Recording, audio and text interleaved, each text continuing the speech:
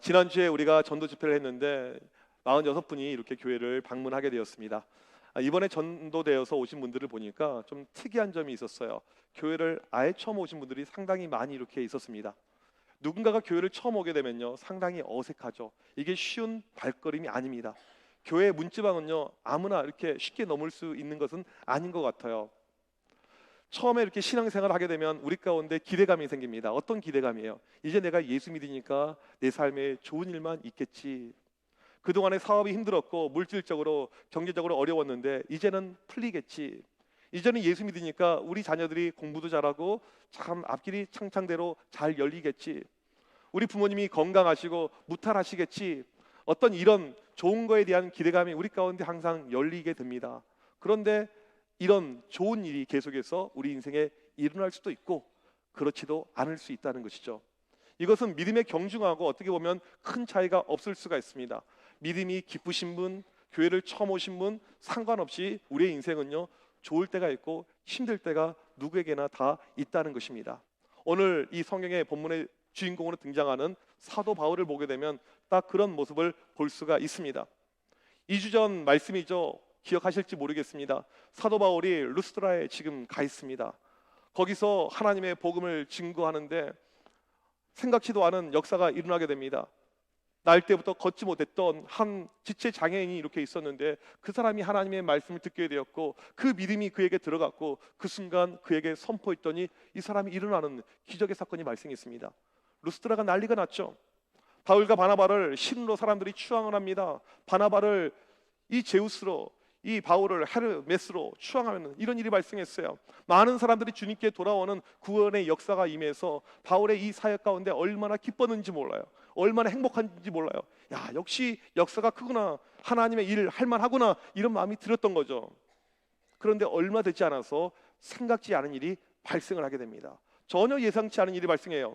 오늘 말씀 19절 이렇게 나와 있습니다. 같이 한번 읽어보도록 하겠습니다. 시작. 유대인들이 안디옥과 이고니온에서 와서 무리를 충동하니 그들이 돌로 바울을 쳐서 죽은 줄로 알고 시외로 끌어내치니라. 얼마 전까지 신으로 추앙했던 그 사람들이 지금은 돌을 던지고 있어요. 사람들의 마음이 순식간에 바뀌었다는 것입니다.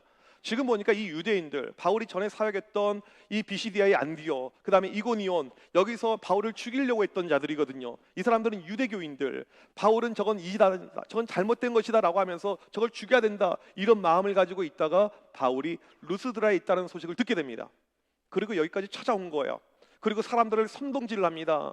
저 바울 가짜다, 저거 거짓말쟁이다, 황제를 싫어하고 국가를 전복하려고 하는 아주 나쁜 인간이다라고 이야기를 합니다. 우리가 있었던 도시에서 바울한테 크게 당했다, 바울 죽여야 된다. 그런 가운데 여론이 바뀌어요. 바울을 신으로 추앙했던 그 사람들이 바울을 혐오하게 됩니다. 그리고 돌멩이를 집어들어요. 바울이 있는 곳에 찾아갑니다. 그리고 돌을 던집니다. 순식간에 바울이 테러를 당하게 돼요. 여러분, 살면서 돌에 맞아본 적이 있습니까? 저는 있어요. 맞으면 어떤 줄 아세요? 아파요. 2번이나 맞아봤습니다. 초등학교 1학년 때 한번 맞았고 군에 있을 때 한번 맞았어요. 흉터가 이렇게 남아있지는 않아요. 근데 아무튼 아파요.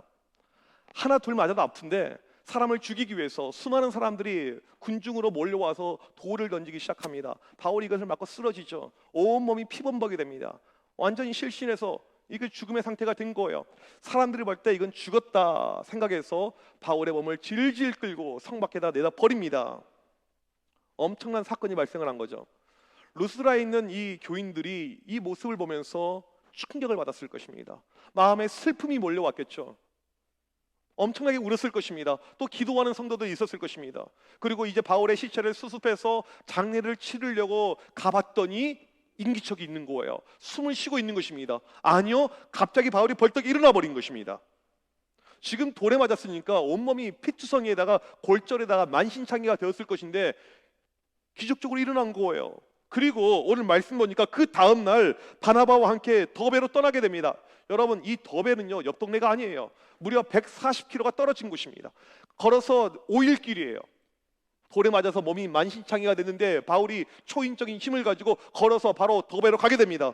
가자마자 또 무엇을 하냐면 예수 그리스도의 복음을 증거하게 돼요. 사람들이 많이 예수님을 믿게 됩니다. 이 역사가 발생을 한 거예요.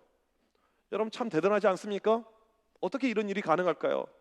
우리는 돌에 안 맞아도 전도를 안 해요. 근데 돌에 맞고도 복음을 증가로 나갑니다. 전도하다가 돌에 맞았습니다. 우리 같으면 트라우마가 생겨서 다시는 이런 일 안 해야겠다라고 생각을 할 텐데 이 바울에게는 그런 두려움이 전혀 없습니다. 마음이 한결같아요. 바울의 마음속에 가장 귀하고 소중한 분은 예수 그리스도, 이것을 내가 증거하는 것, 사람들에게 알리는 것, 이것이 바울의 인생에서 가장 중요한 삶의 목표였습니다.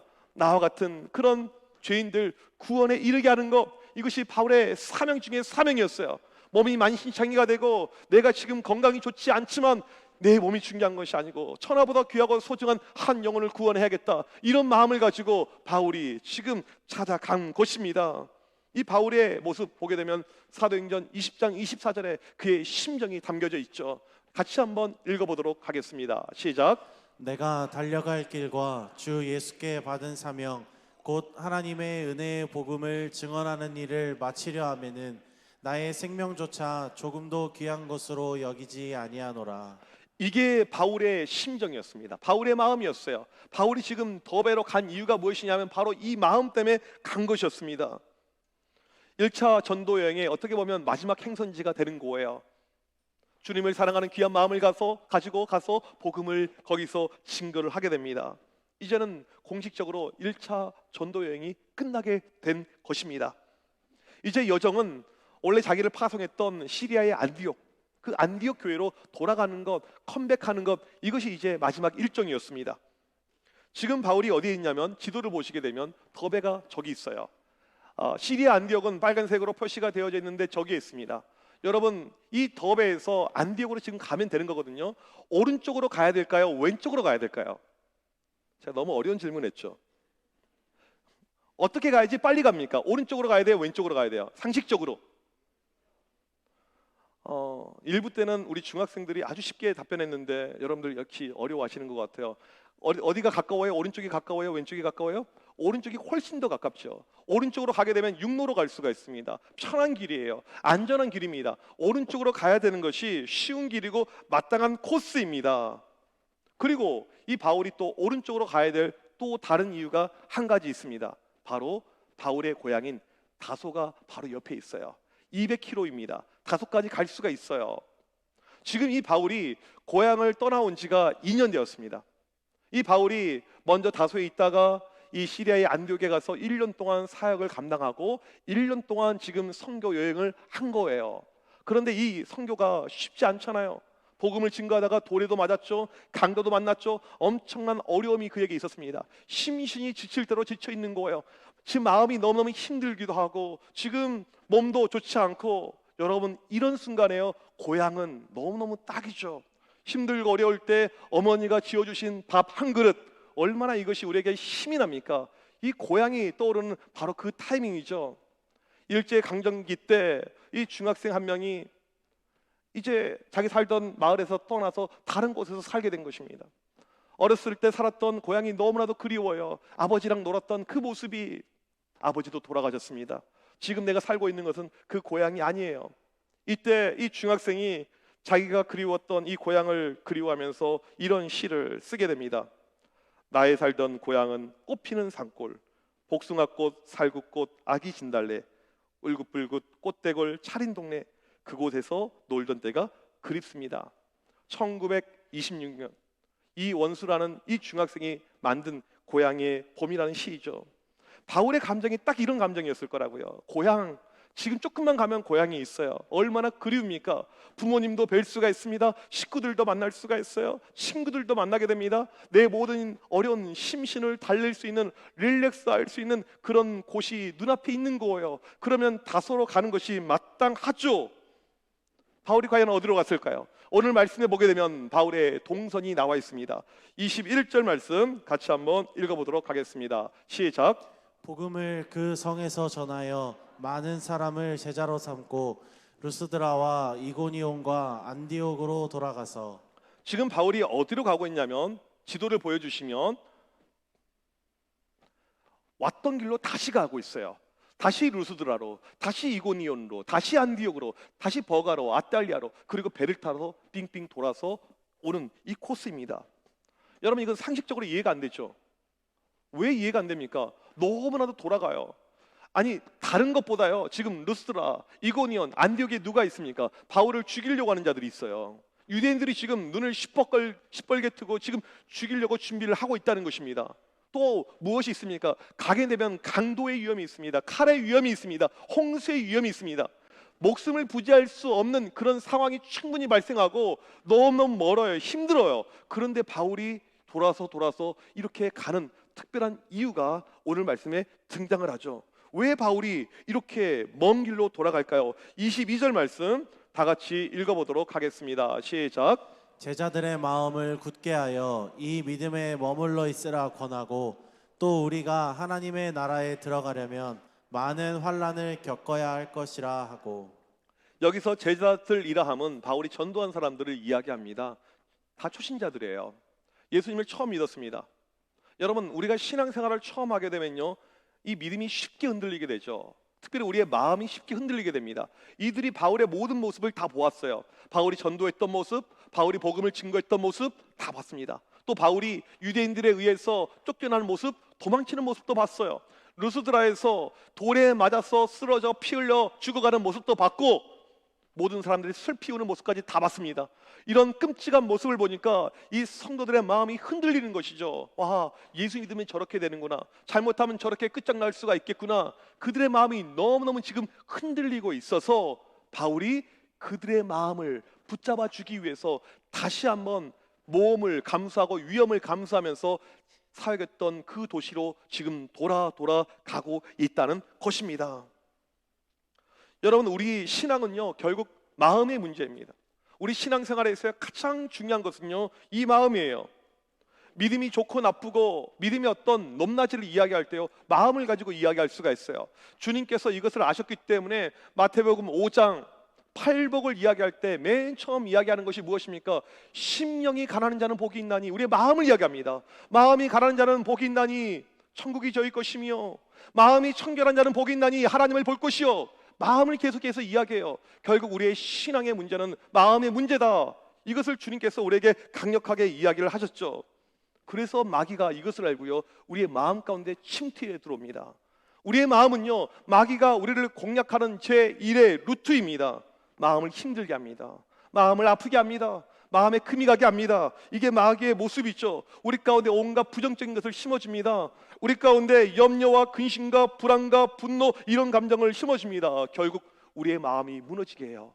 그게 바로 하나님을 떠나는 길이기 때문에 환난과 어려움이 닥쳐올 때 우리의 마음이 무너질 확률이 매우 높아지게 됩니다. 마음이 무너지면요, 믿음이 무너진 거예요. 바울이 이걸 알았기 때문에 지금 마음이 흔들리고 있는 이 교인들의 마음을 다잡아주기 위해서 왔던 그곳을 다시 한번 가면서 그들의 마음을 붙잡고 있다는 것입니다. 지난 목요일 사역반이 끝나고 이제 집에 걸어가니까 한 밤 10시 정도가 되었어요. 집에 가서 요즘에 이제 오림교회에서 다니엘 21일 기도회가 있어서 그 간증 영상을 이렇게 보게 되었습니다. 저는 밤에 개인적으로 텔레비전 드라마 보는 것보다 그런 거 보는 것이 훨씬 더 좋은 것 같아요. 제가 왜 이런 말 하는지 아시겠죠? 이제 그날 목요일 날 강사로 나오신 목사님이 김천에서 목회하시는 최인선 목사님이었습니다. 이 목사님의 간증을 쭉 듣고 있는데 들어보니까 너무 익숙해요. 전에 제가 새롭게 하소서에서 들었던 그 내용이더라고요. 아는 목사님이었죠.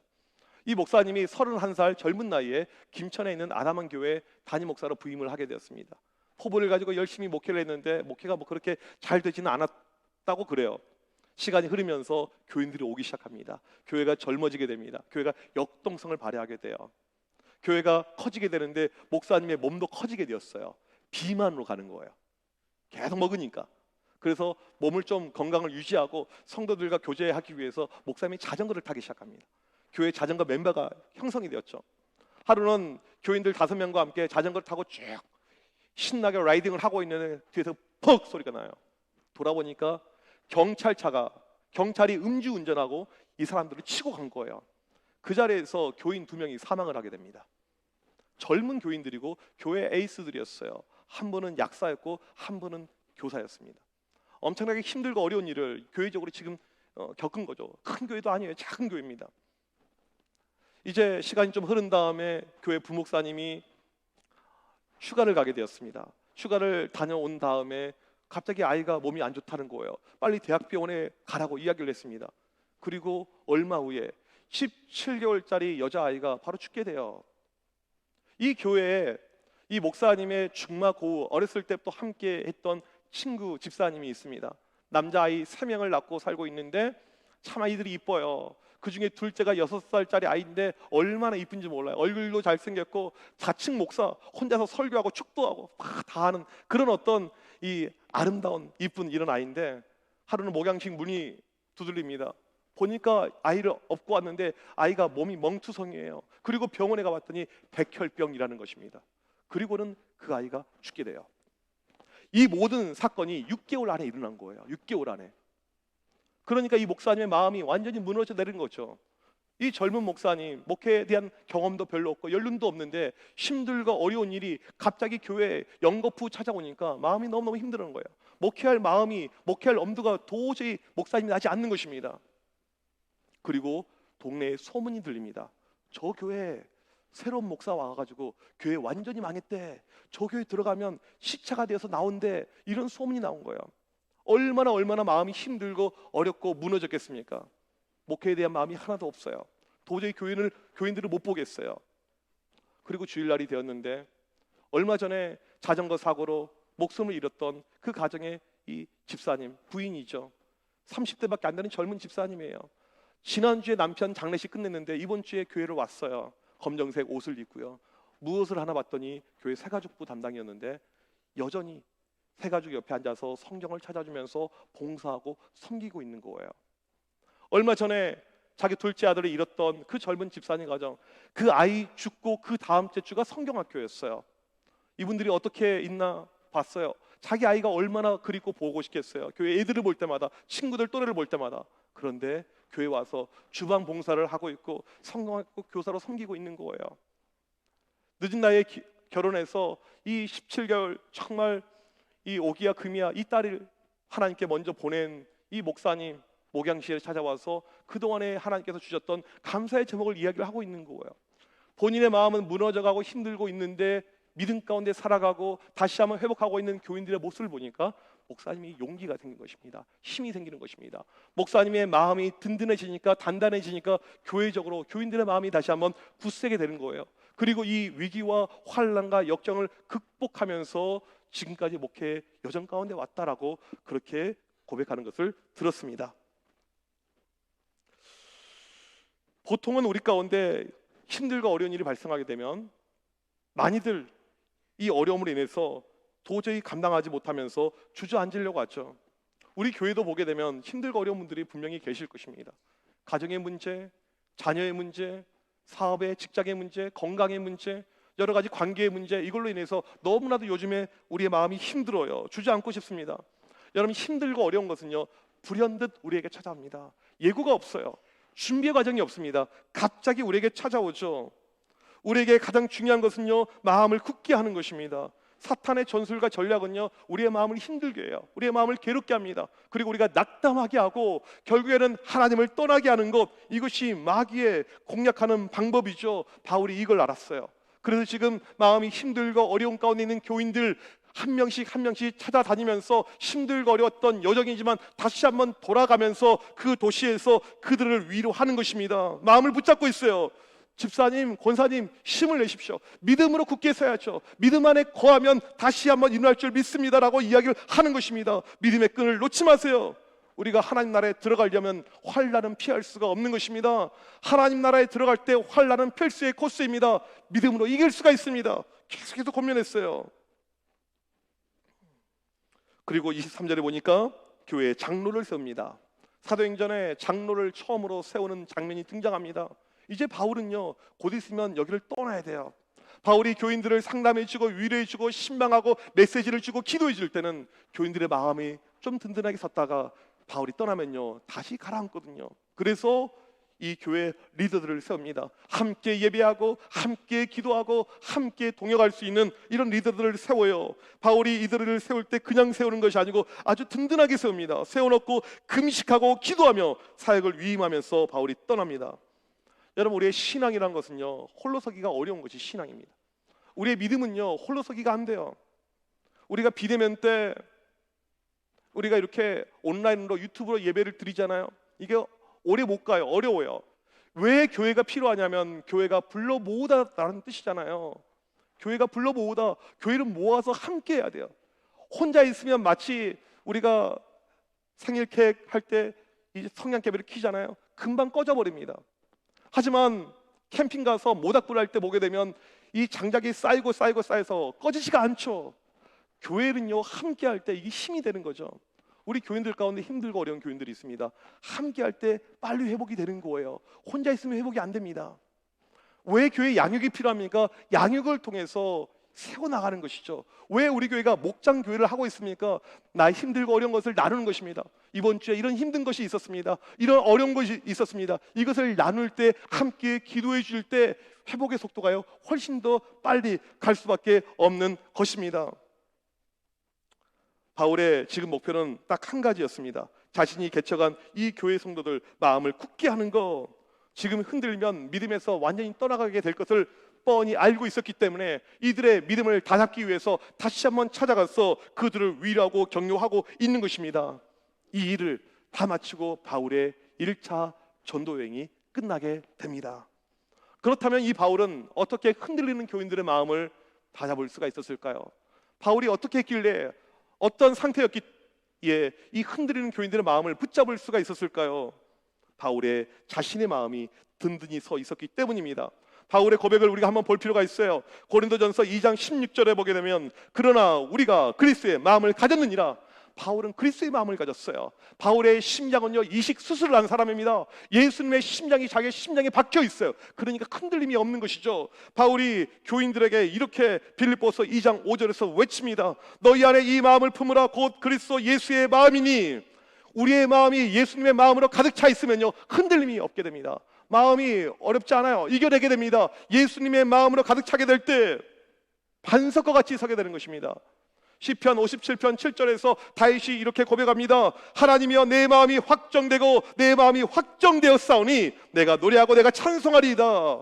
여러분, 우리 가운데 예수 그리스도가 들어오게 되면, 예수 그리스도로 가득 차게 되면 마음 가운데 확정함, 흔들림이 없는 견고함이 생기게 된다는 사실입니다.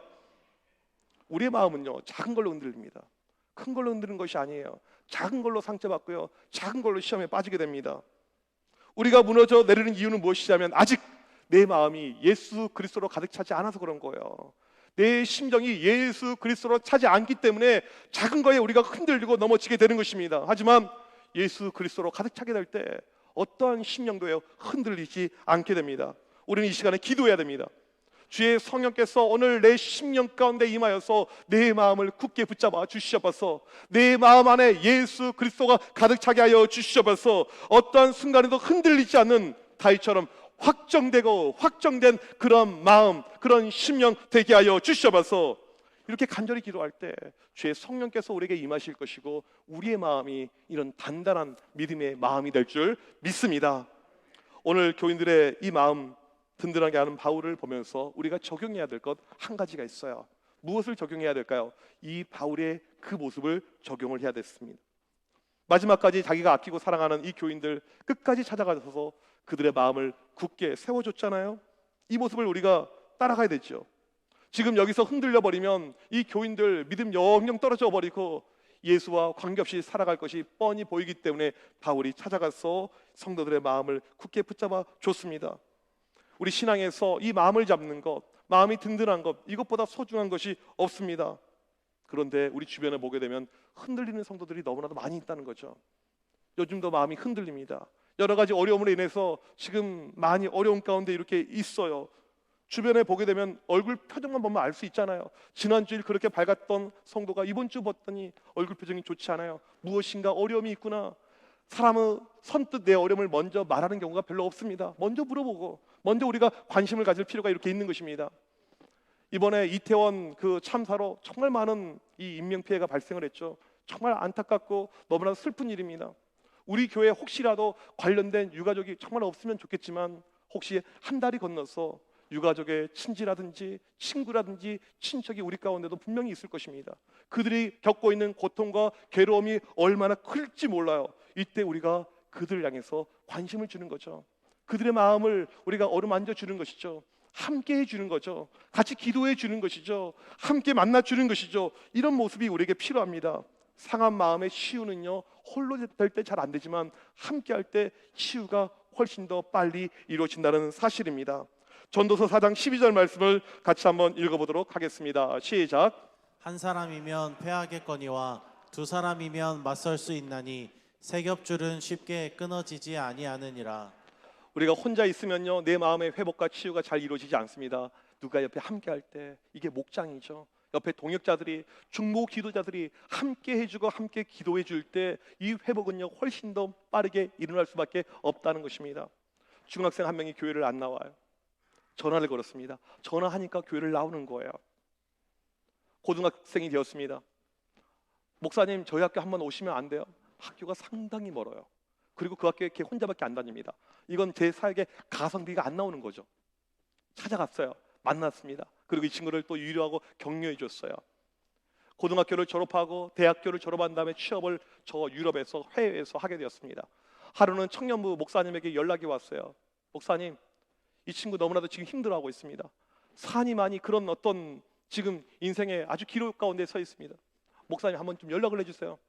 연락을 이제 유럽으로 연락을 했어요. 그리고 한참 통화를 했습니다. 이 친구의 마음이 많이 안정이 되고 진정이 되었어요. 그리고 이제 한국에 와서 이제 더 이상 흔들림 없이 마음을 잘 잡고 신앙생활을 이제 하는 거예요. 2년 전에 전화를 한번 걸었습니다. 너 지금 어디에 있니? 물어봤더니 목사님, 저 분당에 취업해서 분당에 살고 있습니다. 야, 잘됐다. 우리 교회 분당하고 엄청나게 가까워. 가까워요. 참, 여러분 믿음의 눈이 그렇게 없어서 어떡하십니까? 예. 제주도에서 비행기 타면 1시간이면 올 수가 있는 거리예요. 우리 교회요. 그런 우리가 믿음의 분량을 가져야죠. 야, 서울역까지 버스 타면 40분이면 온다. 우리 교회 서울역에서 걸으면 20분밖에 안 걸려. 1시간이면 와. 서울은 어디서 움직여도 1시간 넘게 걸리는데 가까운 곳에 위치하고 있어. 지금 청년부에서 새가족 팀을 섬기면서 참 믿음 가운데 잘하고 있어요. 여러분이 흔들리는 성도, 어려움 가운데 있는 성도, 우리가 한번 찾아가지고 한번 연락해주고 한번 만날 때 하나님의 놀라운 위로와 치유의 역사가 나타난다는 사실을 믿으시길 바랍니다. 이번 주를 살면서 먼저 우리에게 필요한 것은 무엇입니까? 내 자신의 마음이 예수 그리스도의 마음이 되는 것이죠. 예수 그리스도로 인해서 내 마음이 든든히 서는 것, 이것이 필요합니다. 그 다음에 주변에 마음이 상한 자, 고통 가운데 있는 자, 어려움 가운데 있는 자 누가 있는지 찾아봐주고 그들을 위로하고 격려하고 기도해 주는 것, 이것이 우리가 해야 될 일인 것을 믿으시길 바랍니다. 이번 한 주 마음을 든든히 하고 마음을 세워나가는 우리 모두가 되시길 주님의 이름으로 간절히 축복합니다. 우리 시간 자리에서 일어나셔서 함께 이 찬양 드리기를 원합니다. 마음이 상한 자를 고치시는 주님, 하늘의 아버지, 날 주관하소서. 주의 길로 인도하사 자유케 하소서. 새해를 향하사 부흥케 하소서. 우리 같이 찬양하겠습니다.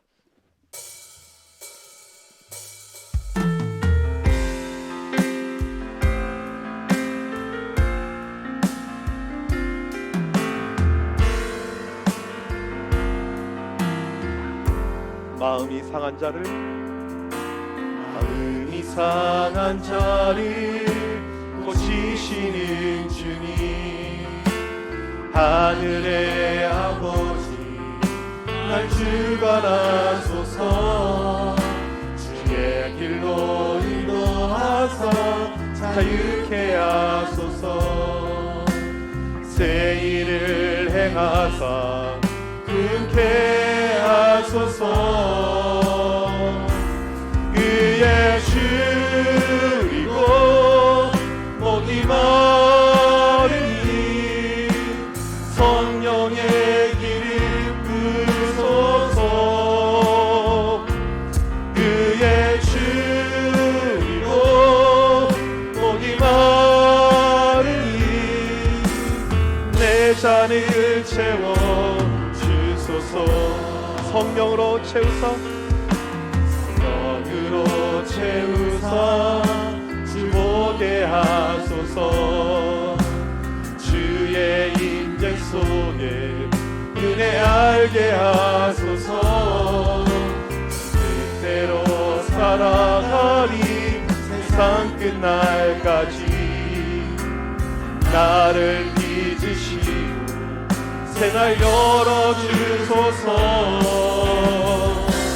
그의 주이고 목이 마르니 성령의 기름 부으소서. 그의 주이고 목이 마르니 내 잔을 채워주소서. 아버지 아버지 나를 안으시고 바라보시는 아버지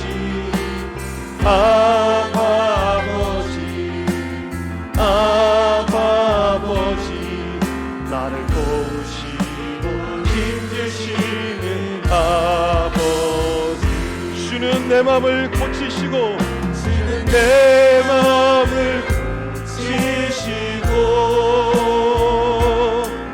볼 수 없는 상처 만지시네.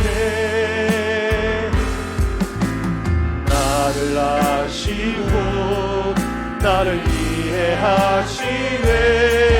내 영혼 새롭게 세우시니. 주는 내 맘을 고치시고 주는 내 맘을 고치시고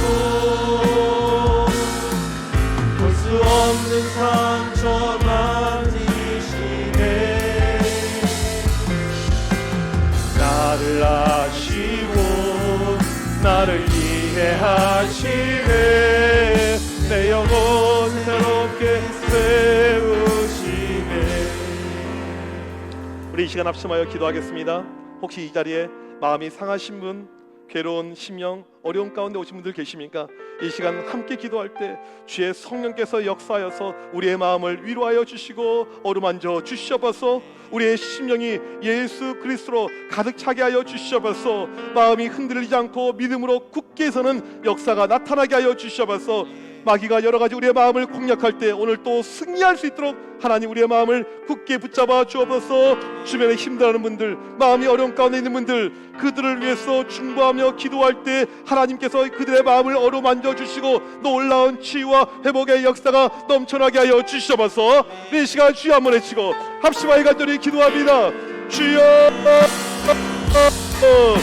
살아계신 하나님, 이 시간 간절히 기도합니다. 우리의 마음 가운데 이 시간 찾아와 주시면서 괴롭고 고통 가운데, 아픔 가운데, 슬픔 가운데 있는 심령들, 우리의 마음을 어루만져 주시면서 주의 성령께서 이 시간 역사하여서 어려운 가운데 있는 심령들을 치유하여 주시면서 놀라운 회복의 역사, 놀라운 위로의 역사가 주여 이 시간 임하게 하여 주시면서 예수 그리스도의 마음이 우리 가운데 가득 차게 하여 주시면서 하나님 내 안에 내 심령이 주님의 마음으로 가득 차는 놀라운 역사가 나타나게 하여 주시면서 내 힘으로 회복될 수 없지만 주님께서 함께 하실 때, 주님께서 도우실 때 회복되고 일어남을 고백합니다. 하나님 우리 모든 믿음의 교우들 오늘 주님의 치유와 주님의 회복과 주님의 만지심의 역사가 넘쳐날 수 있도록 성령의 도우심을 체험하는 우리 모두가 되게 하여 주시면서 위로하시는 주님, 역사하시는 주님, 오늘도 우리 가운데 놀랍게 역사해서 온전한 치유를 경험케 하여 주시면서 주변에 힘들고 어려운 그런 아버지 우리 성도들 교우들이 있으니까 찾아가게 하여 주시옵시고 연락하게 하여 주시옵시고 기도하게 하여 주시옵시고 하나님 함께 회복되게 하여 주시옵시고 함께 치유되게 하여 주시옵시고 함께 회복되는 놀라운 역사가 나타날 수 있도록 주여 우리의 마음을 만지시고 우리의 심령을 치유하여 주옵시고 하나님 도와주셔서. 하나님 아버지 감사합니다.